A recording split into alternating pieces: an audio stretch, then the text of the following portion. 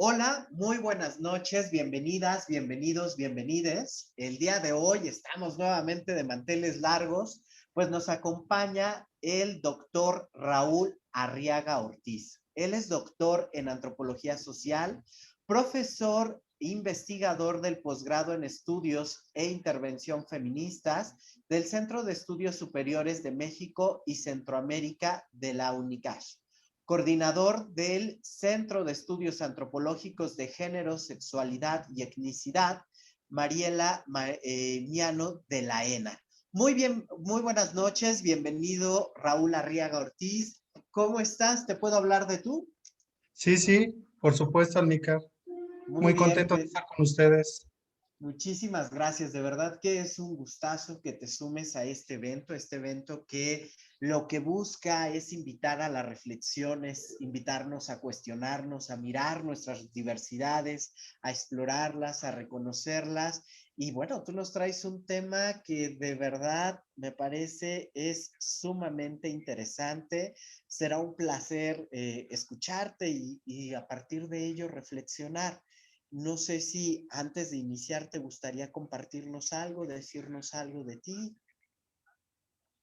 Pues bueno, estoy muy contento de estar con ustedes. Quiero agradecerte a ti, Almícar, por estar acompañándonos y a Mari también por la invitación. Y pues lo que les voy a presentar tiene que ver un poco con algún modelo que estoy desarrollando para trabajar con personas trans. Es parte de un trabajo de cerca de 18 años. Wow. Mucho del trabajo que se presenta se recupera del trabajo de campo que he hecho en el sur de México y de un evento que hacemos cada año en la Escuela Nacional de Antropología e Historia que se llama el Coloquio de Dimensiones Transgresoras, lo translúdico, desbordante, que desde el año 2010 venimos desarrollando. Entonces ya cumplimos 11 años con este evento. Eh, Quien esté interesado lo puede verificar en redes, lo puede ver. Y bueno, pues estamos muy contentos de estar compartiendo un poco el trabajo que estamos realizando. Ok, pues será un gusto. Y bueno, el tema de hoy es entre la piel y la transfobia, retóricas corporales y genéricas trans. Suena verdaderamente interesante. Guardo silencio, todo el micrófono y la cámara son tuyos. Y bueno, pues aquí estaré al pendiente para compartir. Pues muchas gracias y vamos a dar inicio a la presentación. ¿Me avisas cuando lo puedas ver? Listo, ya lo podemos mirar.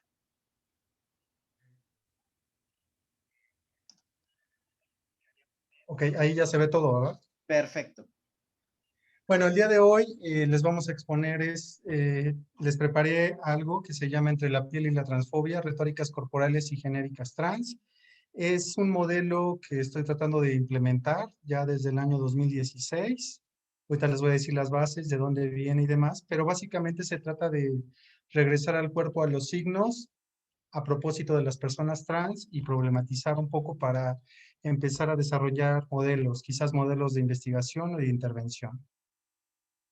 Lo que les voy a presentar a continuación son dos, dos ejes temáticos y varios subejes. El primero tiene que ver con los símbolos, entender el sexo como un símbolo y el cuerpo, con sus usos, significados y desbordes sexuales. Podemos hablar de que existen desbordes sexuales. Después vamos a hablar del género como marca registradora, el travestismo como práctica, la transexualidad como inconformidad identitaria, transgénero entre el cruzar, transgredir, las identidades, y el segundo apartado está compuesto por las interpretaciones de estos símbolos. Tiene que ver con el modelo de retóricas de género, metáfora, que está compuesto por metáfora de género, sinécdoque de género e hipérbole de género, ¿no? Eh, Después vamos a ver cómo se aplica este modelo durante la niñez y pubertad de las personas trans. Eh, Después la llegada de las retóricas corporales y luego vamos a utilizar estos elementos con aquellas personas que hacen uso de ellos para desbordar el cuerpo y desbordar el género como tal, ¿no? Con dos categorías que tienen que ver con la hipérbole de género y la hipérbole corporal, ¿no? Para finalizar, vamos a hablar de passing o pasabilidad, transnormatividad y transfobia, ¿no? Ahorita van a entender un poco hacia dónde vamos, ¿no? ¿Por qué hablamos de, el material, ¿no? El material es la base es el sexo y es el cuerpo, es el material del cual partimos, ¿no? Para esto vamos a dar un breve recorrido de qué es el sexo. El sexo se entiende de distintas maneras de acuerdo a la especialidad de la persona o el conocimiento que tenga de él. Tenemos que existe un sexo aparente al nacimiento, que es establecido por las características fenotípicas de los órganos sexuales que presenta el individuo. Tenemos un sexo legal, que se establece por la clasificación legal del sexo, que da por resultado ser hombre o mujer en ámbitos jurídicos, que se asienta en un acta civil de nacimiento y tiene validez jurídica. Tenemos un sexo psicológico, que tiene que ver con la identidad de sexo, sexo erótica, que expresa el individuo, y tenemos un sexo social que es establecido con relación al género, los roles, al deber ser, lo que hace el individuo, ¿no? Este es el material como tal. Pero el sexo nosotros lo vamos a entender con su significado más usado. Hace referencia a la clasificación de los hombres a partir de los testículos y a las mujeres por poseer ovarios, ¿no? No obstante, también se clasifica de acuerdo a la carga biológica, cromosomática, gonadal, endocrinológica y cerebral, ¿no? Existen casos que ponen en jaque esta clasificación del sexo, de la lámina anterior, ¿no? Que tiene que ver con las personas intersexuales, ¿no? Las personas intersexuales, eh, Thomas Lequer argumenta que el sexo es género y que el sexo es una construcción social también porque tiene que ver con los matices y los discursos que cada disciplina a lo largo del tiempo y de la historia y antes de las disciplinas se ha significado esta categoría de sexo como tal, ¿no? El género como marca registradora. ¿Por qué hablamos del género como marca registradora, no? El género aquí lo vamos a entender como un elemento constitutivo de las relaciones sociales basadas en las diferencias que distinguen los sexos, siendo una forma primaria de relaciones significantes de poder. Esa es la definición que la mayoría de investigadores, a excepción de los sexólogos, utiliza mucho, el sexo en binarios, ¿no? Pero no significa que sean las únicas clasificaciones de género, perdón, porque como dice Angélica Risco de Piratas del Género, el género es una enfermedad de transmisión social, visto como binario, ¿no? Que se adquiere al nacer, ¿no? Por lo tanto, nosotros cuestionamos esta idea de que el género sea una patente, de que el género no se pueda interpretar, no se pueda hacer género, ¿no? Por lo tanto, en esta ponencia entendemos al género más allá de las políticas públicas y también entendemos al género como aquello que no es sinónimo de mujer, como algunas políticas públicas y algunas corrientes lo interpretan como tal. El género va más allá de esto, ¿no? Obviamente hay sociedades que se salen de esta clasificación binaria de ver el género, como los indios Navajo, a los cuales se les da la asignación genérica a los 12 años de edad. El infante entra a una choza, en esta choza hay un arco y una flecha, y hay una cesta de alimentos. Si agarra el arco y la flecha, independientemente de la carga sexual que tenga, se le asignan los roles femeninos, y si agarra el arco y la flecha, los roles masculinos, y si agarra ambos, le toca hacer una tercera categoría de género, ¿no? Por lo tanto, tenemos que existe un régimen de género muy específico en cada sociedad y cada cultura, ¿no? Aparte de los indios navajo, tenemos el caso más representativo que analizó Marinela Miano en los años 90, que tiene que ver con los mushes, ¿no? Es una sociedad que está estructurada por tres elementos genéricos, que es hombre, mujer y mushe, ¿no? Por lo tanto, es importante ver que las clasificaciones genéricas no surgen precisamente, surgen con Occidente, con el discurso occidental, pero hay sociedades donde tienen otras categorías genéricas, ¿no? Por lo tanto, aquí lo que planteamos es un poco esta cuestión de cómo podemos analizar el género desde otras ópticas, ¿no? Vamos a dar una primera parte que tiene que ver con definiciones básicas. El travestismo lo entendemos como una práctica, se refiere a hombres y mujeres que adquieren el gusto por usar prendas, amanegamientos, expresiones, accesorios, adornos, lenguaje y comportamientos que se supone son característicos del otro género, de acuerdo con Álvarez Gallú. Esto sea de manera temporal, ocasional o permanente, ¿no? Existen varios tipos de travestismo: el mágico religioso, el teatral, el erótico, el carnavalesco, el recreativo, el modal, fetichismo travesti, el estratégico, que tiene que ver con los movimientos sociales, y también existe la orientación y la práctica es independiente de la propia práctica del travestismo, la práctica sexual, ¿no? Por lo tanto, las personas pueden ser homosexuales, bisexuales, asexuales, pansexuales, ¿no? No necesariamente la práctica sexual tiene que ver con la práctica del travestismo como tal, ¿no? La transexualidad se entiende como una inconformidad. Hay varias definiciones para hablar de la transexualidad. Hay una definición que es genitalista, que es la que voy a citar, y otras que no son genitalistas, ¿no? La versión genitalista dice que la transexualidad es la inconformidad permanente que tiene un individuo con sus órganos sexuales y es el rechazo a los genitales y el deseo de someterse a una intervención quirúrgica de reasignación de sexo, ¿no? Existen otras definiciones que nos dice que esta inconformidad permanente tiene que ver con el cuerpo mismo y a veces no es necesario que las personas se, se operen los genitales o se hagan una reasignación de sexo para que sean clasificadas como transexuales. E incluso hay personas que ya se hicieron una peneplastía, una vaginoplastia y ya no se autodefinen como personas trans, ya se definen de acuerdo al rol en el cual se estén moviendo, ¿no? Esas son las personas transexuales, ¿no?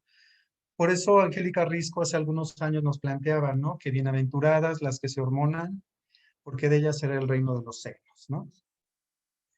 Sin embargo, hay una autora que se llama Patricia Mercader que pone sobre la mesa el hecho de que la transexualidad es una ilusión, ¿no?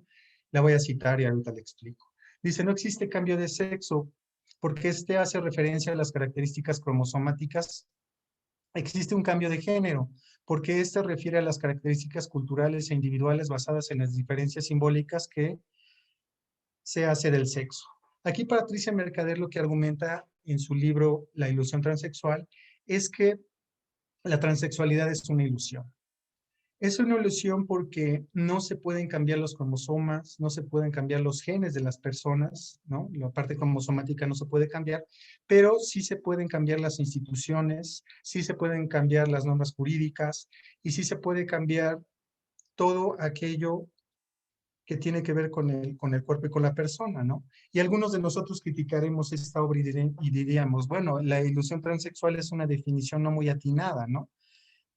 Pero esta definición es muy atinada y es tan atinada que también las personas heterosexuales tienen una ilusión, la ilusión heterosexual, ¿no? ¿Por qué? Porque todos creemos lo que la sociedad nos dicta, lo que un discurso nos dicta y en ese discurso nos anclamos, ¿no? Por lo tanto, es una ilusión los géneros, ¿no? Como tales, y de alguna manera la ilusión transexual existe porque modifica muchos parámetros jurídicos, legales, científicos y demás, ¿no? Por su parte, la categoría transexual surgió con la ciencia, surgió dentro de Occidente. No existen investigaciones que daten precisamente de prácticas transexuales antes de la llegada de la ciencia. Este es un dato interesante, ¿no? Por su parte, el transgénero, nosotros hacemos alusión a transgénero como una identidad. Es un término que fue acuñado en los años 70 del siglo XX, a finales de los 60 y principios de los 70, para designar conductas que eran diferentes a las homosexuales. Es decir, había personas a finales de los 60 y 70, Virginia Price fue una de ellas en Estados Unidos, que aludió a su cuerpo diciendo yo no soy homosexual, pero tampoco soy una persona transexual. yo soy una persona que cruza, rompe o transgrede las barreras de los géneros. Ese fue el argumento que ella dio. Y esta definición es bastante importante porque es una definición que proviene desde el activismo ligado al arte y no tiene que ver necesariamente con el discurso clínico o médico, ¿no? Por lo tanto, se entiende de dos maneras. El discurso científico y médico o clínico, cuando llegó a la categoría transgénero, no sabían qué hacer y lo que hicieron fue ponerlo en medios como si fuera una fase del proceso. Fase uno, de acuerdo a algunos modelos, la persona se vive como travesti, fase 2 como transexual. Cuando llegó esta definición decidieron ponerla en medio, ¿no? Eh, Sin embargo, también hace alusión a aquellas personas que cruzan, rompen y transgreden las barreras de los géneros. Cuando nosotros hablamos de transgénero, hablamos de dos niveles de transgénero. El primer nivel de transgénero es aquellas personas que cruzan, rompen o transgreden las barreras de los géneros, que van de un género a otro y ahí detienen el cambio y la transición, ¿no? Y este grupo se ciñe a parámetros de transnormalidad, transnormatividad, ¿no? Y continúan con el esquema binario de alguna manera, ¿no? Pero existen otras personas que cruzan, rompen o transgreden estas barreras de los géneros y lo hacen de una manera diferente, ¿no? Dentro de estas prácticas de transgénero encontramos, por ejemplo, a los géneros fluidos, a los géneros brincantes, ¿no? Incluso podemos clasificarlo queer y lo queer con C, como se ha definido en América Latina. ¿Por qué los géneros fluidos, no? Se definen géneros fluidos aquellas personas que ocupan elementos al mismo tiempo de los dos elementos base, de ser hombre o ser mujer. Ocupan los elementos al mismo tiempo y por eso se dice que fluyen, ¿no? Como tal. Se habla de géneros brincantes cuando la persona brinca de un género a otro, es decir, que pueden dar una apariencia genérica por un tiempo y otra apariencia genérica muy diferente por otro tiempo y así se van rotando de manera indefinida, ¿no? Entonces, estos son dos elementos importantes para la categoría transgénero, aquellos que son transnormativos y aquellos que tienen que ver con la fluidez y que van y regresan y circulan, ¿no? ¿Por qué estaban en contra de la categoría homosexual? Bueno, la categoría homosexual fue creada en 1869 y por cerca de 70 años estuvo clasificada como una enfermedad, ¿no? Y fue hasta 1968 con la revuelta de Stonewall, en la cual se modificó los parámetros del DSM, ¿no? Para precisamente por esta serie de movilizaciones sociales se dejó de clasificar la homosexualidad como una enfermedad, ¿no? Porque también es importante la categoría transgénero como tal en relación a la crítica que hace con la heterosexualidad, ¿no? La heterosexualidad, de acuerdo con Oscar Walsh, en un ensayo que escribe, que se llama La medicación de la sexualidad, él habla de que la heterosexualidad es cuestionada por ser sexista, misógena, homófoba, adultista y tiene además 4 características fundamentales. Define el matrimonio, la pareja estable, es coitocéntrica, genitalista y reproductora, interpreta la sexualidad femenina en perspectiva de la masculina y la hace subalterna, condena o ignora a quienes se apartan de ella, y Oscar Wilde nos dice que estas características se pueden encontrar a lo largo de la historia, incluso antes de que la sexualidad fuera creada como tal, ¿no? Por lo tanto, Walsh argumenta que la heterosexualidad hay que entenderla como un proyecto político que las clases dominantes del siglo XIX ponen en marcha con el objetivo de uniformizar a la población y facilitar de este medio su control, ¿no? Por lo tanto, la heterosexualidad también tiene que ver con un sistema de control y de regulación, así como la misma definición de homosexualidad, que después de los años 70 fue incorporada por los actores políticos para hacer alusión a un término identitario fuera de ámbitos patológicos y fuera de ser definida como una enfermedad, ¿no? No obstante, lo transgénero recupera este debate sobre la heterosexualidad enuncia, las personas transgénero enuncian que ellas no son homosexuales, por lo tanto, crean un discurso propio en 1970. Por lo tanto, tenemos que el binario de género no se crea ni se destruye, solo se transgrede como tal. Y eso es lo que vamos a tocar a continuación. Los modelos explicativos que han hablado de la transexualidad, hay varios, los podemos agrupar en 3 enfoques: el intrapsíquico, psicodinámico, el cognitivo-conductual y el antropológico, ¿no? El intrapsíquico y psicodinámico habla de, bueno, su hipótesis enuncia de que en una edad temprana de la infancia eh, se da precisamente la transexualidad como tal por un acercamiento excesivo y una simbiosis con la madre. Eso es lo que dice Stoller y demás, ¿no? Por su parte, Docker argumenta desde el modelo conductivo-conductual que es a partir del aprendizaje de lo que el infante ve que hace su madre o su tía, lo replica y a partir de esto es el origen que da, ¿no? Por su parte, el modelo antropológico, que es en el cual nosotros nos ubicamos, tanto en el modelo sexológico, prioriza las diferencias culturales, de acuerdo con Fuertes. La cultura se transmite, no se hereda. Es superindividual y es producto de la historia, cambia continuamente y depende de una sociedad concreta. Ese es el modelo en el cual nosotros nos ubicamos. Y otro modelo en el cual nos ubicamos es el modelo de antropología sexual, que surge por ahí en los años 80, 70, 80, y habla de la antropología sexual, ve a la sexualidad como una expresión fenotípica que tiene que ver con la plasticidad cultural. Por ello, para la antropología, la sexualidad es una construcción sociocultural que se genera en torno al cuerpo sexuado, el cual abarca cualquier expresión biológica, su apropiación y las maneras de significarse, la imagen cultural del cuerpo, la apropiación de su género, ¿no? Y bueno, la antropología sexual es bastante interesante porque utiliza también el método transcultural, lo que nos dice el modelo transcultural es que un cuerpo, una fase del periodo de vida de una persona, hablemos de la niñez, la podemos entender de distintas maneras al interior de una misma sociedad, porque el significado que adquiere niñez tiene que ver con el tiempo y con la historia como tal, ¿no? Y hablamos de un modelo transcultural cuando este significado de ser niño, por ejemplo, lo vemos desde un mapamundi, con sociedades contemporáneas. ¿Cuáles son los distintos significados que adquiere ser niño?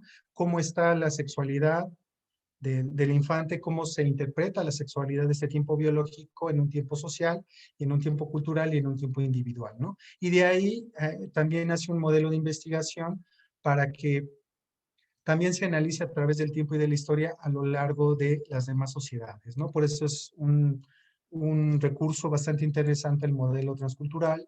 Sus orígenes los encontramos en Malinowski, en su obra La sexualidad de los salvajes, y por otra parte en el diario de campo que hizo, donde curiosamente él eh, no lo él sí lo escribió, pero él no lo publicó. Su esposa le encargó a alguno de sus amigos que revisara sus diarios.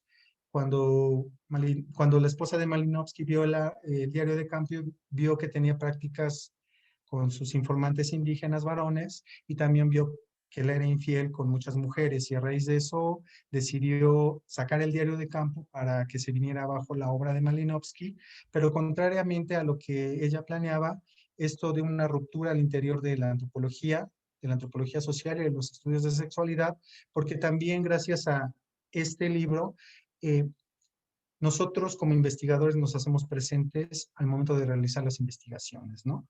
El antropólogo también es sexual como tal, ¿no? Y hay investigaciones que hablan de la propia sexualidad del antropólogo, ¿no? Y esto rompe precisamente o hace tambalear la relación sujeto-objeto, hablando de sexualidad. Por eso es un campo muy ideal la sexualidad en campos antropológicos, ¿no? Porque hace rupturas epistémicas, ¿no? Regresando a lo de las personas trans, travesti, transgénero y transexuales, este era el modelo que les había explicado anteriormente. Antes había, de acuerdo con el discurso médico, un continuum de ser travesti a ser transexual, luego llegó lo transgénero, lo colocaron en medio en el discurso clínico. No obstante, cada una de estas T's no necesariamente está relacionada entre sí, ¿no?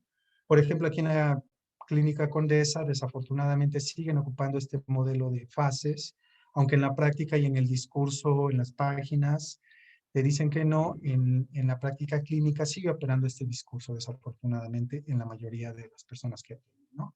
Por lo tanto, la categoría transgénero nos dice, estoy golpeando al género binario, ¿no? Ok. Ahora ya nos vamos a la segunda parte que tiene que ver con las interpretaciones de estas bases como tal. Eh, ¿De dónde viene la idea de elaborar un modelo para interpretar los cuerpos, no nada más los cuerpos trans, sino cualquier cuerpo? Esta idea proviene de Jan Scott, concretamente. Yo la recuperé. Jan Scott nos dice que así como el género tiene que ver con la interpretación de la base sexual, con relaciones implícitas de poder y todo esto, también nos dice que el género se debe de analizar a través de 4 niveles. El primer nivel tiene que ver con los símbolos culturalmente disponibles que evocan representaciones múltiples y a menudo contradictorias, nos dice. Es decir, tenemos símbolos como el sol, la luna, ¿no? Que por sí mismos no tienen un significado, ¿no? Tienen una libertad, estos símbolos. Por lo tanto, cada sociedad ocupa estos símbolos para generar su sistema clasificatorio y sus conceptos como tales, ¿no? Y esto tiene que ver con el segundo nivel. El segundo nivel tiene que ver con los conceptos normativos que manifiestan las interpretaciones de los significados de los símbolos en un intento de limitar y contener sus posibilidades metafóricas. Y esto es muy importante porque cuando se le da significado al símbolo como concepto, lo que estamos haciendo es frenar precisamente la interpretación de estos símbolos como tal y reducir la posibilidad metafórica que podemos tener en esta interpretación, ¿no? Entonces es cuando nosotros hablamos de hombre y de mujer con un significado social, ¿no? Con un significado cultural que se da y que pobre de aquella persona que se atreva a intentar recuperar estos símbolos, ¿no? Y aquí nos lleva al tercer nivel. El tercer nivel tiene que ver con las nociones políticas y con las instituciones y organizaciones sociales que lo que hacen es garantizar que estos significados conceptuales de los símbolos no sean interpretados. Hablemos de escuela, hablemos de religión, hablemos de familia, ¿no? Estas son las instituciones y las organizaciones sociales que se encargan de que no se interpreten estos símbolos como tales, ¿no? Y finalmente, Jan Scott nos dice que el cuarto elemento de género tiene que ver con una identidad subjetiva. ¿A qué hacemos alusión con esta identidad subjetiva? A que todos los dos anteriores elementos de género no serían útiles si la gente no se los cree, ¿no? Entonces es así como nosotros entendemos el género como una posibilidad estratégica y metafórica, ¿no? Que es necesario desmenuzar como tal. Este modelo, si nosotros lo vemos de Jan Scott, lo podemos bajar a estudiar cualquier teoría y podemos ver las distintas teorías que se van gestando alrededor, por ejemplo, de la sexualidad, ¿no? Tenemos cómo se van interpretando los símbolos del cuerpo en conceptos, cómo se crean instituciones que van a resguardar precisamente estos conceptos y cómo hay personas que se la creen, ¿no? Y bueno, a partir de esta idea de Jan Scott, la propuesta es elaborar las retóricas sexuales y las retóricas corporales como tales para empezar a hablar de las personas trans en relación a estas retóricas, ¿no? Entonces, a partir de los objetos que contornan al cuerpo, se genera una posibilidad estratégica que tiene como finalidad la reinterpretación de lo biológico y socialmente dado hacia el ámbito de lo socioculturalmente construido de la persona. Esas serían las retóricas de género, ¿no? Es la preparación opuesta y puesta escénica de los movimientos corporales y el uso de los sentidos. Son los elementos base, los marcadores de género, que se usan para adscribirse o para anular una identidad. Esas son las retóricas de género. Las retóricas del género básicamente tienen que ver con todo aquel elemento que por una parte contornea el cuerpo, ¿no? cuando una persona contornea su cuerpo para dar la pasabilidad al género en el cual se ubique identitariamente, ¿no? Pero también tiene que ver con el uso del cuerpo como tal, con la entonación de la imposta de la voz, ¿no? Y es a partir de esta propuesta categórica de retórica como tal, donde elaboro una serie de elementos que es la metáfora de género, la sinécdoque de género y la hipérbole de género, entre otras, ¿no? Estos elementos ya dije que provenían de John Scott, pero también las bases las podemos encontrar desde Aristóteles, cuando habla de la metáfora, por ejemplo, dice: la metáfora consiste en trasladar una cosa, un nombre que designa a otra, en una traslación de género a especie, de especie en género, o de especie a especie según la analogía, ¿no? Edmund Leach es un investigador, un antropólogo, que él habla de sistemas de comunicación como tal, y él propone que la metonimia existe cuando una parte representa al todo. El indicador que funciona como el signo es continuo al significado y forma parte de ello, ¿no? La sinécdoque de género nosotros la entendemos cuando una persona se está dejando de definir en un género y se apropia o usa uno o más marcadores clasificados como del género opuesto, los cuales pueden ser visibles o permanecer ocultos. Por lo tanto, este símbolo representa para quien embiste la totalidad del género y la imagen femenina, como en el caso de las informantes con las que he trabajado, ¿no? Ahorita les voy a poner algunos ejemplos de estos elementos categóricos, ¿no? La metáfora de género depende de una semejanza a- afirmada arbitrariamente, mediante la cual se construye una identidad genérica a través de la interpretación abierta de los símbolos que se tenían como exclusivos del otro género. Por lo tanto, esta propuesta categórica implica un agenciamiento identitario como tal, ¿no? Y obviamente tiene que ver con su correspondiente migración genérica en las personas trans como tal. Y aquí ya vienen los ejemplos. En la niñez encontramos que hacen uso las infancias trans, de las retóricas de género y en específico de la sinécdoque de género, donde una parte representa la totalidad.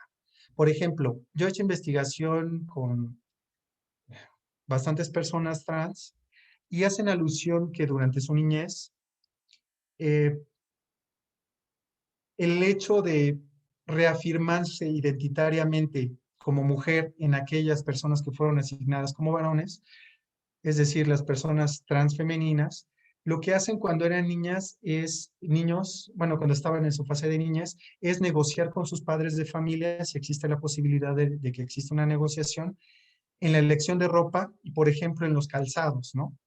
Regularmente, el infante, del caso que le estoy explicando, lo que hace es negociar con la mamá o con el papá para que les compren unos zapatos con el tacón un poco más altos.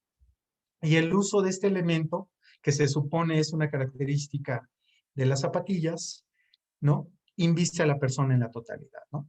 Otra manera de ocupar la sinécdoque de género es, por ejemplo, el Día de Muertos, ¿no? O más bien el otro ejemplo del paliacate. En el sur se ocupa mucho un paliacate cuando las mujeres tienen dolor de cabeza o cuando las mujeres están embarazadas. Una práctica cultural que se da es el uso de un paliacate rojo para detener el dolor, argumentan. Sin embargo, este elemento que se supone que es femenino, lo ocupan también los infantes para ubicarse en una identidad y una imagen genérica femenina, ¿no? También tenemos que existe una sinécdoque del género cuando se da un travestismo de corte parcial, ¿no? O total, inclusive, ¿no? Entonces, la práctica que se desarrolla durante la niñez es precisamente las retóricas de género son las que más sobresalen, donde una parte representa al todo, ¿no? El travestismo en la niñez es un juego, nos dicen dos informantes.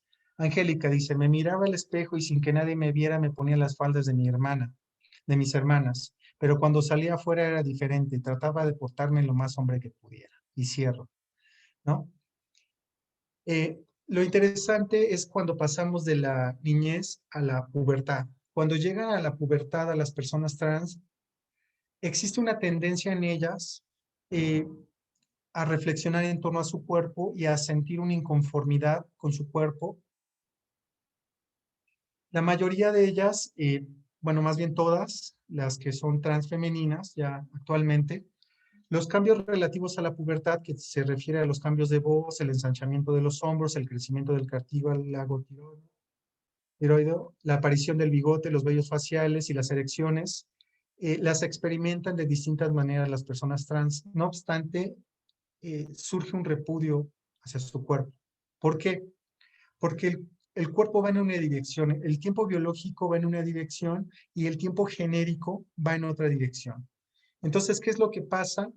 Que existe una incompatibilidad de estos dos tiempos que se manifiesta precisamente en el rechazo hacia los cuerpos regularmente. Este rechazo se da y nos dice Norma, en la secundaria me empecé a identificar como una persona travesti cuando empecé a utilizar la ropa interior de mujer, ¿no? Y aquí vemos cómo también utilizan estas retóricas de género donde una parte representa al todo, ¿no? Durante la pubertad tenemos que todos estos cambios eh, ocasionan que se vaya utilizando al menos un marcador de género femenino mediante la sinécdoque de género, como lo habíamos visto con el caso de la ropa interior femenina, con lo cual se accede autoperceptivamente a la totalidad de ese género a partir de uno de sus elementos, ¿no?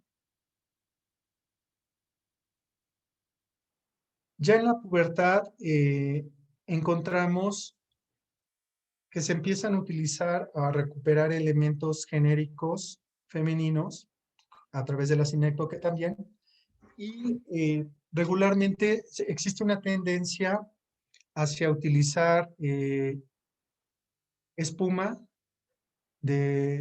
espuma conocida como espuma como cuerpo, top, dolly, chucky, truco, pollo, el cual se usa por la noche y es complementado con medias, faldas, vestidos, exoimplantes, brasiers y fajas modeladoras, ¿no? Aquí lo importante es que cuando llega la pubertad, regularmente muchas personas, muchas mujeres trans en este caso, le dicen a sus familiares que se afirman como mujeres, ¿no? Entonces existe en un primer momento un rechazo por parte de la familia nuclear, existe un acuerpamiento por parte de la familia extensa, principalmente un acuerpamiento femenino de tías y de abuelas, y existe una permisibilidad hacia estas personas por parte de la abuela principalmente, ¿no? Cuando no tienen un apoyo familiar, muchas personas recurren a otra serie de redes sociales en lo que se conoce como familia de ambiente, que es una categoría que elaboré en el año 2006 aproximadamente, que hace alusión a precisamente cuando una persona ya identificada como mujer, en este caso una mujer trans, inicia a otra persona que se está identificando y le dice, ¿sabes qué? Yo voy a ser tu mamá de ambiente, yo te voy a proporcionar un lugar donde vivir, te voy a vestir, te voy a poner un nombre femenino y si no tienes trabajo te vas a venir conmigo a trabajar en lo que yo me dedico. Algunas se dedican al comercio sexual, otras al estilismo, sobre todo en sectores bajos, ¿no? Y a partir de aquí conoce a sus hermanas de ambiente y a sus tías de ambiente como tales, ¿no? Esto se da principalmente en clases sociales o en sectores sociales bajos. En el sur, concretamente en Oaxaca, en Chiapas y en Veracruz, esta familia de ambiente se presenta a través de ritos, de culto, el culto a la Santa Muerte, por ejemplo, el culto a San Pascualito, en el cual se hace la fiesta el Día de Muertos a la Santa Muerte y se invita a una persona, sea o no sea trans, cuando la persona es trans o cuando está en proceso de transición, les dice que ella va a ser parte va a ser va a poner la comida, va a poner la música, entonces se entabla lo que se define como el comadrazgo, ¿no? En sectores medios ocurre algo bastante interesante cuando la familia enuncia, sobre todo en la Ciudad de México, no, más bien casi en la mayoría del país, cuando la persona enuncia su identidad, en este caso femenina, regularmente recurren a una serie de pactos al interior de la familia y les dicen que que no se manifiesten con su identidad femenina hasta que terminen una carrera, ¿no? Estas recomendaciones se daban en personas trans mayores de 35 años. Ese es un elemento bastante interesante, ¿no? Entonces, bueno, aquí regresando un poco, tenemos que se genera precisamente con la pubertad toda esta serie de cambios que son significados por la persona como tal. Las retóricas corporales ya llegan, curiosamente, con la llegada de la pubertad, y hacemos alusión a las retóricas corporales precisamente como a todos aquellos agentes externos al cuerpo que se introducen, incorporan o eliminan partes del cuerpo con el fin de modificar sus dimensiones corporales, con la finalidad de corregir sus proporciones en relación con el ideal corporal asumido para moldearlo desde dentro o con el uso de prótesis que le permiten contornearlo de acuerdo a las características deseadas, ¿no? Estos agentes buscan feminizarlo temporal o definitivamente con la aplicación de inyecciones. Bueno, hay varios tipos. Las retóricas corporales también tienen que ver con la clase social donde se ubique la persona y en la actividad laboral que desarrolle, pero van desde inyecciones de aceite no biocompatibles, destacando el aceite vegetal de cocina, en pecho, piernas y glúteos, seguido por la mesoterapia, y aquellos que son temporales como distintos tipos de biopolímero, ¿no? También están las cirugías plásticas, que es el segundo nivel, que se dividen en dos tipos. Aquellos que incorporan elementos que se pueden extraer del cuerpo, el mismo cuerpo los extrae, como los implantes de silicona, se pueden quitar, y aquellas cirugías que suelen ser irreversibles, ¿no? Como cirugías de nariz, de cadera, operaciones de reasignación genital, vaginoplastía o peneplastía, ¿no? Y aquí, alrededor de las retóricas corporales, les comparto un testimonio de Adriana García. Dice, en un momento pensé en operarme los genitales, pero me han platicado las conocidas que cuando te operan ya no sientes, que quedas hueca y andas como cabra loca de un hombre y nadie te hace sentir bien, ¿no? Este testimonio lo comparto precisamente porque el hecho de que la persona tenga en el imaginario de la persona, construya que las operaciones no son buenas para su estado de salud, eso no necesariamente quiere decir que la persona se deje de identificar como una persona transexual, ¿no? Ese es un detalle de esta definición. Y bueno, las retóricas corporales y las retóricas de género tienen que ver con el passing. Cuando hablamos de transgénero o de manera de aquellas personas que cruzan, rompen y transgreden las barreras para estacionarse, precisamente hacemos alusión a la transnormatividad. Y la transnormatividad nosotros la entendemos a través de la pasabilidad o el passing como tal. El passing es una categoría que elaboró Garfinkel desde la etnometodología, y la define como y lo cito, como la rutina para conseguir o asegurar su derecho a vivir como una mujer normal y natural, mientras que continuamente debe de tomar precauciones ante la posibilidad de detección que llevaría a la ruina dentro de las condiciones socialmente estructuradas. A esto le llamo passing, ¿no? Patricia Soleil, en el año 2004 aproximadamente, recuperó el trabajo de Garfinkel y ella hace alusión al passing como y dice, es tratar de aparecer como aquello que no se es, con el propósito de integrarse socialmente. Puede referirse a una integración de género, racial, de clase, etcétera, ¿no? Por lo tanto, se hace alusión a la pasabilidad, pero no obstante, personas trans y personas no trans, como les había comentado al principio de la plática, eh, tratamos de pasar por algo, ¿no? Por lo tanto, la pasabilidad es aplicable tanto a personas heterosexuales, ¿no?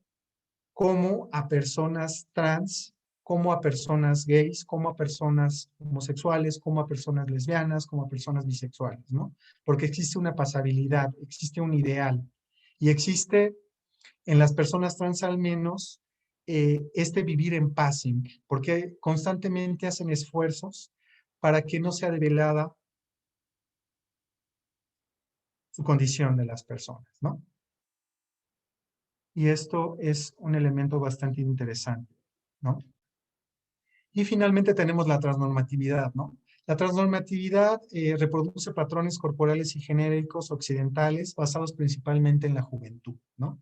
La mayoría de investigaciones que se han hecho sobre personas trans, eh, y de hecho el mismo ideal de mujer, en este caso de mujer trans, es un ideal de mujer joven, ¿no? Hay muy pocas investigaciones que hablen de la pasabilidad de las personas trans que sean mayores de 65 años, ¿no? Y es un ámbito por investigar por ahí. Y finalmente ya vamos a entrar a la parte final, que es desbordar al género y al cuerpo a propósito de las retóricas corporales y genéricas, ¿no? Nosotros encontramos la hipérbole de género. ¿Qué es la hipérbole de género? La hipérbole de género, voy a citar, surge con lo drag queen y lo drag king, que lleva las retóricas de género hasta sus límites, para ser desbordados con el uso de la hipérbole de género. Esta retórica consiste en combinar los marcadores de género clasificados como exclusivos de un género, exagerándolos en un constante desborde genérico. Por lo tanto, es un passing que se sale de la norma de transgresión visual de los cuerpos trans, de lo transnormativo. La hipérbole de género usa las demás figuras retóricas de género disparándolas, ¿no? Es decir, la hipérbole de género consiste precisamente en lo que hacen las dragas, precisamente al recuperar los elementos de género y dispararlos al infinito en una hipérbole, y esto lo hacen con un objetivo. El passing canónico, el passing tradicional, en el cual una persona pasa de la clasificación que le dieron al nacer a la clasificación identitaria que se da y detiene la transición. Aquí lo que tenemos con las personas dragas, por ejemplo, es que ellas ocupan los elementos genéricos precisamente para crear un personaje nuevo a través del uso de estos marcadores de género y a partir de la hipérbole de género, ¿no? Aquí tenemos a Superperra, por ejemplo, ¿no? Que utilizaba estos marcadores de género en su cuerpo para crear un personaje o distintos personajes, ¿no? Y por otra parte tenemos la hipérbole corporal, ¿no? La hipérbole corporal hace alusión a los resultados anatómicos, generalmente no deliberados, del uso de las retóricas corporales internas, fármacos, sustancias fisiológicas y no biocompatibles, o externas, amputaciones, implantes y modificaciones. La hipérbole corporal suele detonarse cuando los marcadores de género corporales que fueron ajustados desbordan la normatividad binaria que se pretendía acatar, ¿no? Y eh, ejemplos claros de la hipérbole corporal y otros ejemplos de las retóricas de género y corporales los encontramos, por ejemplo, en lo transhumano y en lo transespecie, ¿no? Lo transhumano, lo transespecie, o aquellas personas que se identifican más bien como transhumanas o transespecies, también son parte de la campana transgénero como tal, porque cruzan, rompen y transgreden las barreras de los géneros, pero estos van más allá del humano, ¿no? Y esto es todo un campo bastante interesante por estudiar con las personas que se asumen como transhumano, con los cyborg, por ejemplo, que también son parte de la diversidad trans, ¿no? Y lo transespecie, ¿no? También. No obstante, las personas que se afirman como un transhumano, eh, el hecho de que tengan esta práctica o esta identidad no les resta derechos como tal, ¿no? No les resta ni sus derechos humanos básicos, ¿no? Ni ningún otro derecho, ¿no? Y esto es un campo bastante interesante por investigar. ¿Qué está pasando o cómo se viven las personas transhumanas y transespecie? Aquí en México no he encontrado un solo caso de una persona que se identifique como transhumano, como transespecie. Sí había una en el sur, en el norte, perdón, pero no la hemos contactado para hacer investigación con ellos, ¿no? Y bueno, finalmente dentro de los desbordes corporales que les estaba hablando, aunque las personas trans reconocen que los cambios corporales conllevan una adicción y hacerse más, como afirma Rosa, y cito lo que dice Rosa, el aceite es una adicción también, que te pones y quieres más, se hace como droga, un vicio, ¿no? Y obviamente esta categoría de los desbordes corporales, las retóricas corporales, La hipérbole corporal tiene que ver más bien con una categoría de corte discriminatorio o transfóbico, ¿no? La transfobia, por ahí la definimos en el año 2015 en unos spots de radio que se llaman actos transfóbicos. Hicimos con CONAPRED, con la ENA y con el colectivo Piratas de Género. La definimos como el temor e intolerancia, disgusto e ira infundados hacia las personas travestis, transexuales, transgénero y o a quienes se sospecha que lo son, detonándose en prácticas discriminatorias que son vividas como naturales, manifestadas a través de miradas de desaprobación, comentarios y actitudes agregatorias, pasando por el abuso verbal y físico, invalidando el género expresado por la víctima del ataque y negándole su calidad humana y hasta provocar su muerte, ¿no? Y bueno, hay ejemplos de cómo estas retóricas de género y estas retóricas corporales no nada más sirven para asimilar una identidad, para asimilarme, para hacer mía una identidad, sino también estos elementos retóricos y corporales son estructurantes y estructurados, ¿no? A lo que me refiero a que las personas trans también los ocupan para discriminarse al interior, por ejemplo. Estas mismas capacidades que tienen los signos para afirmarse de manera identitaria, también tienen elementos para desacreditar la identidad de alguien. Por ejemplo, con el uso del perreo, ¿no? Que el perreo no tiene que ver con el reggaetón, ¿no? Sino tiene que ver con una pelea verbal que se practica principalmente entre personas trans a través de enunciados lapidarios que lo que buscan es deshacer el género de la otra persona a través de la detección o escáner de los elementos corporales y genéricos que no combinan con ese ideal transnormativo que es, ¿no? En otro momento quizás les hable un poco más y les dé algunos ejemplos, pero por el momento, por cuestiones de tiempo, no lo vamos a desarrollar. Y finalmente tenemos que estas retóricas corporales y de género eh, salen en el contexto actual del passing canónico, ¿no? Transnormado, precisamente con un ejemplo que voy a dar, ¿no? Aquí hablamos de la explotación mercantil que tienen los cuerpos trans, que nosotros lo encontramos en dos niveles.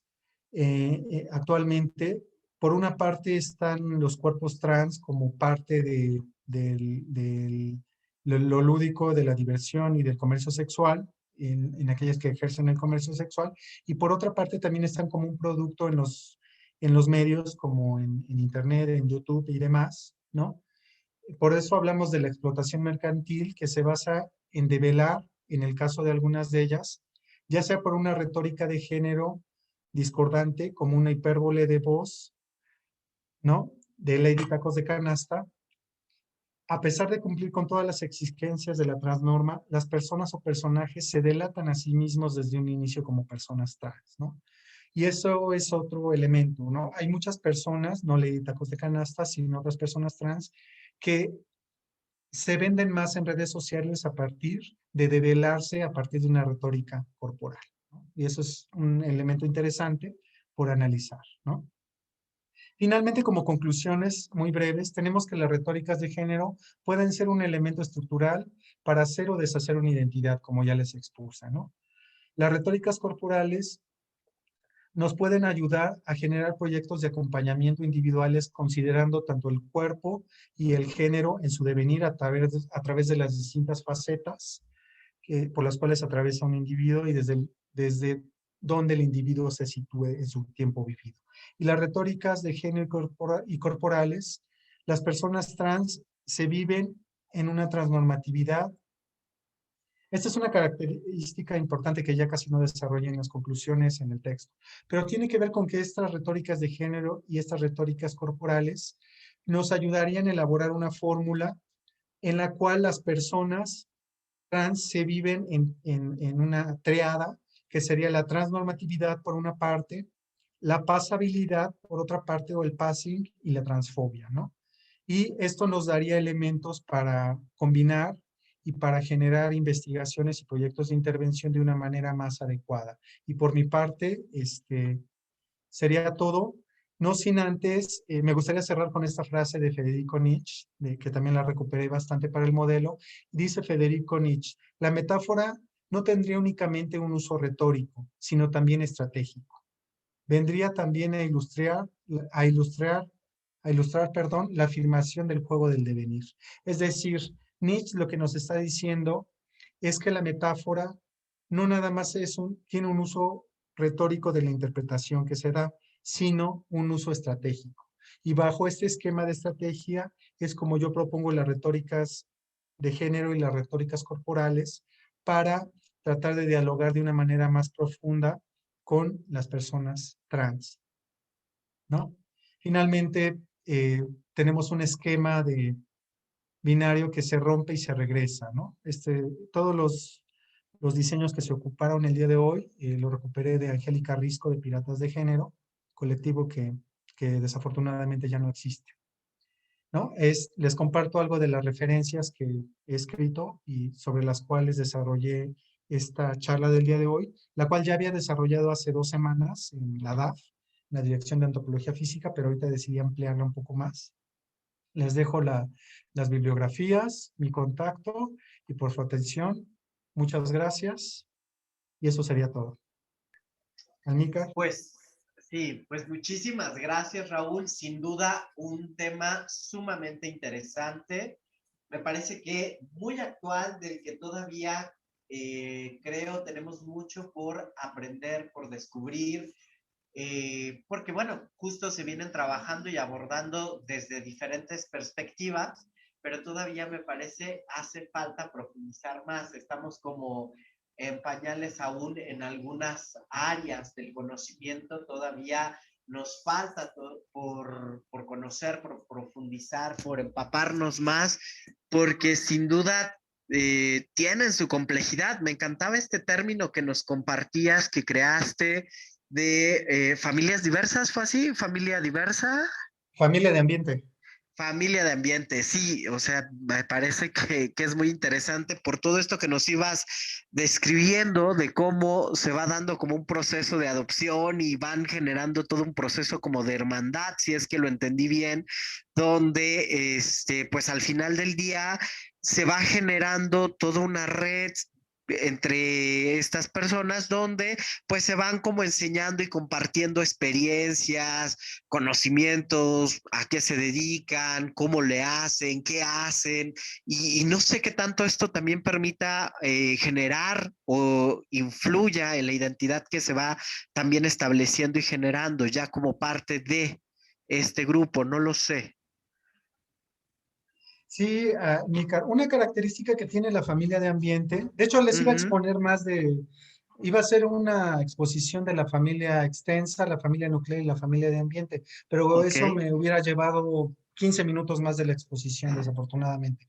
Pero una de las características que se dan es que cuando la mamá de ambiente no necesariamente es la persona que tiene mayor edad. ujú, Yo puedo tener 40 años de edad, definirme como hetero y de repente afirmarme, afirmarme con una identidad femenina que a lo mejor la mantenía oculta, pero a claro. lo mejor yo voy a llegar con una persona trans, sobre todo en sectores que no tienen muchos recursos económicos, sobre todo esta práctica se Ujú, da mucho en Iztapalapa, en Ciudad Neza, ujú. ¿no? Es Eh, más a partir de la experiencia lo que determina quién es la madre de ambiente. sí, y la experiencia la puede tener alguien que tenga 16 años o Sí, 17. por supuesto. Sí, sí, totalmente de acuerdo. Entonces, ahí es bastante interesante. En mi tesis de licenciatura, yo elaboré precisamente este debate entre familias y Ujú, llegamos a la conclusión, la hipótesis era cuál era la familia que es más persistente, la ujú, biológica, consanguínea o afectiva, o la ujú, afectiva de ambiente. ujú, Entonces, a lo largo de la investigación se demostró que hay más apego, más apoyo por parte de la familia de ambiente como tal. Y esta es una categoría que no surge necesariamente desde la academia. La mayoría de ujú, categorías que yo ocupo, a excepción de las retóricas, ujú. tienen que ver con categorías que la gente trans usa en lo cotidiano. Lo que Claro. yo hago es estas categorías aglutinarlas y hacer que dialoguen con modelos teóricos para Ujú, empezar a proponer desde la experiencia corporal de ellas, de ellos, una serie de definiciones, ¿no? Entre ellas está la familia de ambiente, que no me he detenido mucho a escribir, ¿no? Es algo que tengo como por ahí pendiente y solamente ha aparecido como en 2 artículos como en cita, pero yo creo que ya llegó la hora de empezar a desarrollar un poco más esta categoría. Sí, Raúl, me parece que valdría mucho la pena, sobre todo porque, bueno, escuchándote en este momento también recordaba en algún momento haber escuchado un concepto que era el de familia por elección. No sé si en algún momento tú lo hayas escuchado y en cuál sería como la diferencia entre el concepto de familia por elección y el que tú propones. Mira, el planteamiento que yo propongo tiene que ver desde la economía, Ujú, desde la antropología económica. ujú, Brevemente, la economía se ujú. mueve en 2 niveles: el nivel formalista, que tiene que ver con el capitalismo, que te dice maximiza recursos, y el nivel sustantivista, que tiene que ver con cómo se vive en una economía del prestigio. Esta categoría yo la hice que dialogara con las prácticas que tenían las personas trans, sobre todo a partir de las redes sociales. Ujú, Esta está más enfocada con un parentesco no jurídico, sino un parentesco, a diferencia de la otra categoría, sino con un parentesco más de corte afectivo, más de corte de red social como tal. Esto tiene que ver más con una red, como un entramado de generar una red social. A partir del individuo se develó la existencia de esta familia de ambiente como tal, pero tiene que ver un poco con características de cómo subsisten o sobreviven las personas trans de sectores bajos, ¿no? Hice una historia de vida de una persona trans a lo largo de su vida, por todas las unidades de residencia que atravesó, que era, ella migró, se dedicó al estilismo, luego a la prostitución, luego a situación de calle, cárcel y situación de calle, y albergue, ok. porque murió a causa del VIH-Sida, ¿no? Entonces, en cada una de estas unidades de residencia estuvo más presente la familia de ambiente que la familia nuclear, inclusive al momento de la muerte de la persona, ¿no? Entonces, sí difiere porque no es un planteamiento jurídico, ¿no? Es un planteamiento más bien de cómo viven las personas trans de escasos recursos, su realidad, sus realidades y cómo se van acompañando entre ellas a lo largo del proceso de vida, que el proceso de vida, como muchos de ustedes saben, de las personas trans, la media es de 35 años de edad. Esta persona Ujú, murió a los 31, ¿no?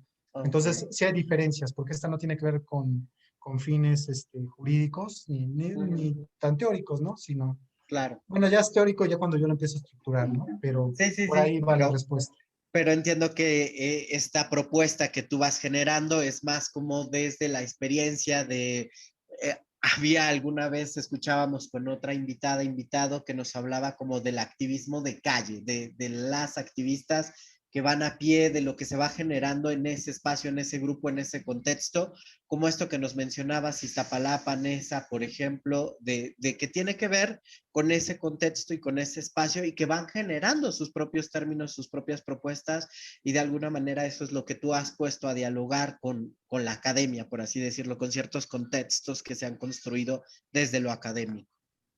Y de hecho también hay un grupo muy fuerte, muy consolidado dentro del activismo, ¿Mm? que se enuncian como la maricónica familia, que tiene que ver Ok. con la maricónica familia y la maricónica madre, que es Javier Lizárraga, Ah, ok, Alonso, Luis claro. Alonso y todos, Ok. Gildia Jara, todos ellos y ellas, todes, integran la maricónica familia, pero no ha sido estructurada como tal. Yo le decía a Alonso que ya era hora de hacer porque yo hice otra propuesta que es el familiograma, el ¿Mm? ambiente grama. Ok, el ambiente grama, sí, El sí. ambiente grama es como una genealogía, pero de personas trans. Ok. Entonces, esa lo hice en la tesis de licenciatura, te digo, pero no lo he desarrollado, pero ahí puse cuál era la familia de ambiente nuclear y extensa. Una característica que tiene la familia de ambiente es que todos los elementos son femeninos. Hay una ausencia de lo masculino, ¿no? Hay una ausencia de las parejas, sobre todo en sectores bajos. Ya después escribí otro artículo en micromachismos de las parejas trans femeninas, qué pasa con el hombre de verdad o con el marido, ¿no? Pero hay una ausencia de lo masculino en redes, solamente llegan en las noches, ¿no? Mm, Curiosamente también cuando están en situación de calle, También hay un ambientegrama por ahí, porque no cualquiera puede acostarse con cualquiera, aunque estén en situación de calle. Hay normas y códigos, ¿no? Pero sí, esta es una beta por estudiar el otro tipo de prácticas que se dan desde sectores sociales. Tenemos familia de ambiente en prostitución, que es lo que yo analicé. En algún momento pensaba desarrollar la familia de ambiente en otros sectores. Ya después escuché la enunciación de la maricónica familia y es un pendiente que tengo por ahí también o que tenemos por investigar, ¿no? Wow, Raúl. No, pues sin duda, todo esto seguramente daría para horas y horas de charla. Es más, me parece que, como tú bien lo señalas, para más de una investigación, quizás hasta para módulos o diplomados completos que nos permitirían profundizar en este tema y en todas las aristas que se van generando a partir de verdad, Raúl, es un placer contar con tu presencia, el que tú hoy nos hayas hecho tan amablemente el favor de acompañarnos, acompañar con tu participación, enriquecernos con tu experiencia, con tus conocimientos en este espacio. De verdad espero que esta sea la primera de muchas colaboraciones tuyas, porque es un agasajo escucharte. No sé si quisieras comentarnos algo más antes de despedirnos, ya para ir cerrando el día de hoy. Y pues quiero agradecerte, Arnícar, a ti, a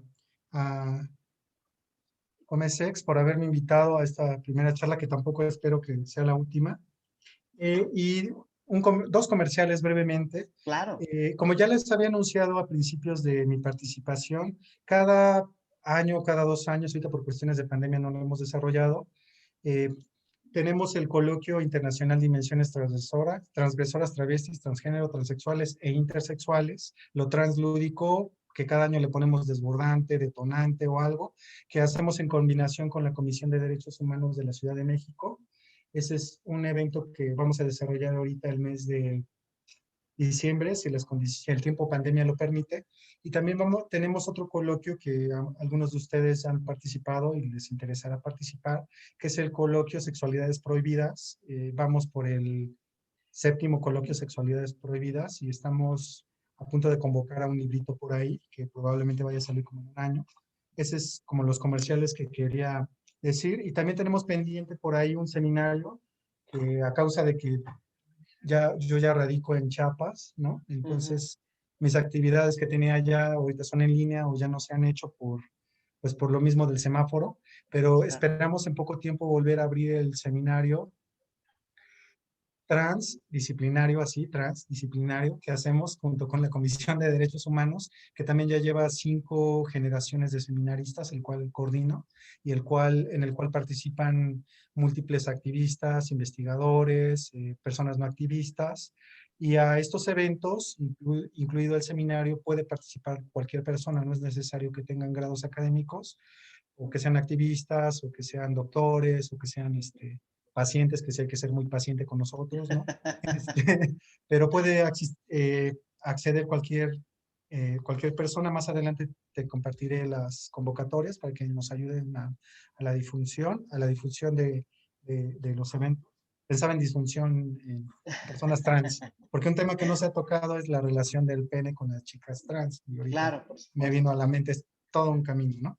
Pero bueno, esos eran los dos comerciales que les quería dar y nuevamente les agradezco por su fina y atenta invitación y traté de hacerles lo más compacto que pude, pero obviamente me faltó un poco más de tiempo, pero ahí está la presentación, las láminas, y si gustan les puedo compartir en PDF parte de la información que tengo y demás, y estoy abierto también por si requieren dentro de mis funciones como coordinador del CEACSE, del Centro de Estudios Antropológicos de Género, Sexualidad y Etnicidad, es entablar redes, ¿no? Entonces, con investigadores, con estudiantes, con activistas, no activistas, nos escriben al correo ceaxe@gmail.com y a partir de este correo nosotros los canalizamos con especialistas, ¿no? O los invitamos a alguna actividad académica o demás, ¿no? Pues, muchas gracias. Pues Raúl, muchísimas gracias, de verdad. Estaremos al pendiente cuando gustes la información que nos quieras hacer llegar. con todo gusto ayudamos a su difusión. Me parece que es súper importante seguir generando, seguir sumando espacios. Se trata justamente de sumar y de diversificar y ir acercándonos a todos estos temas que son sumamente interesantes. Mil gracias por tu participación. Seguimos en contacto. Esto fue Mirando Nuestra Diversidad. Los invitamos a acompañarnos todo el mes de junio. Habrá eventos relacionados con diversidad desde diferentes enfoques. No se lo pierdan, Colmesets 2021. Mi nombre es Amílcar Acuña. Seguimos en contacto y nos vemos el día de mañana. Muy buenas noches. Hasta luego, buenas noches. Hasta luego.